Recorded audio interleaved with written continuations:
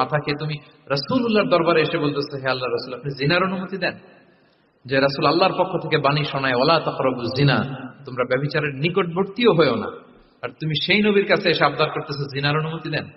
তারা যখন তেরে আসলো এই যুবকের দিকে, রাসূল সাল্লাল্লাহু আলাইহি ওয়াসাল্লাম তাদেরকে থামালেন, বললেন যে তোমরা থামো, যুবককে ডেকে আনো আমার কাছে। যুবককে নিয়ে আসা হলো। রাসূল সাল্লাল্লাহু আলাইহি ওয়াসাল্লাম তাকে পরম আদরে কাছে টেনে নিলেন। এবার তাকে জিজ্ঞেস করলেন, তুমি জিনার অনুমতি চাও না? বলে যে ইয়া রাসূলুল্লাহ, জি, জিনার অনুমতি চাই। তখন রাসূল সাল্লাল্লাহু আলাইহি ওয়াসাল্লাম বললেন, তুমি আমাকে উত্তর দাও তো, তুমি বলো তো যে আতুহিব্বুহু লি উম্মিক, তুমি কি পছন্দ করবে যে কোনো পরপুরুষ তোমার মায়ের সাথে এই জিনাটা করুক?